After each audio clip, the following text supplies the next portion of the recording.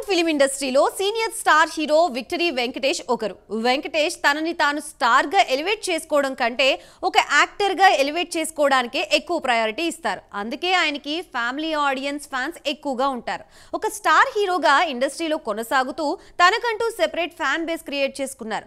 Present 2025 సంక్రాంతికి ఆయన సంక్రాంతికి వస్తున్నాం అనే మూవీతో ఆడియన్స్ ముందుకి వస్తున్నారు. గతంలో ఈయన తీసిన సంక్రాంతి అనే మూవీ ఉంది. మరి గతంలో ఆయన చేసిన సంక్రాంతి మూవీకి ప్రెజెంట్ సంక్రాంతికి వస్తున్న మూవీకి డిఫరెంట్ ఏంటో ఈ స్టోరీలో చూద్దాం.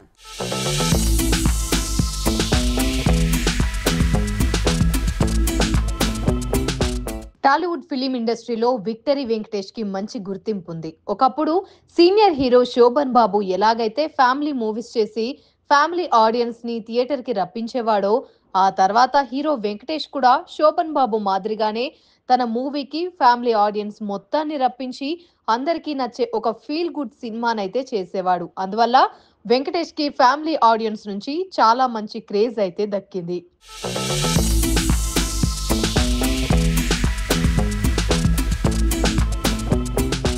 Present victory Venkatesh director Anil Ravipudi దర్శకత్వంలో సంక్రాంతికి వస్తున్నాం అనే మూవీ తెరకెక్కుతుంది.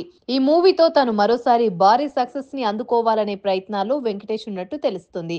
అయితే ఈ మూవీ టైటిల్ కు తగ్గట్లుగానే సంక్రాంతి కానుక ఆడియన్స్ ముందుకు రావడం విశేషం.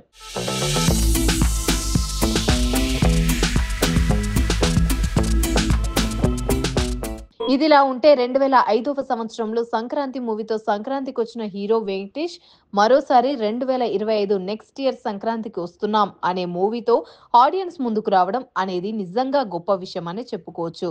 ఇక ఆ మూవీ పోస్టర్ ను ఈ మూవీ పోస్టర్ ను కనుక చూసుకున్నట్లయితే రెండు మూవీలో హీరో వెంకటేష్ మాత్రం 20 ఇయర్స్ బ్యాక్ ఎలా ఉన్నారో ఇప్పుడు కూడా అలానే ఉన్నారు. అసలు హీరో వెంకటేష్ కి ఏజ్ పెరిగిందా లేదా తగ్గిందా అనే డౌట్ మనకు కలుగుతుంది. అలాంటి ఒక మ్యాజిక్ చేస్తూ వెంకటేష్ మన ముందుకు సాగడం సర్ప్రైజ్ అని చెప్పాలి.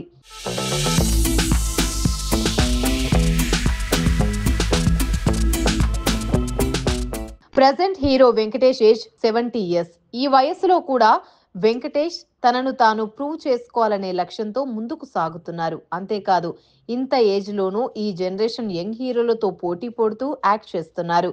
ఎప్పటికప్పుడు తనని తాను న్యూ లుక్ లోకి మార్చుకుంటూ ముందుకు సాగడానికి ఇష్టపడుతూ ఉంటాడు వెంకటేష్. అలాగే యంగ్ హీరోలను ఎంకరేజ్ చేయడంలో తను ముందు వరుసలో ఉంటాడని చెప్పడంలో ఎలాంటి సందేహం లేదు. ఈ మూవీతో అనుకున్న టార్గెట్ రీచ్ అయితే ఆయనకు స్టార్ డైరెక్టర్స్ నుంచి మంచి అవకాశాలు వచ్చే ఛాన్స్ ఉంది. చూడాలి మరి ఈసారి సంక్రాంతికి వస్తున్నామనే మూవీతో వెంకటేష్ ఆడియన్స్ ను ఎలా అలరిస్తాడు అనేది తెలియాలంటే మూవీ రిలీజ్ వరకు వెయిట్ చేయాల్సిందే.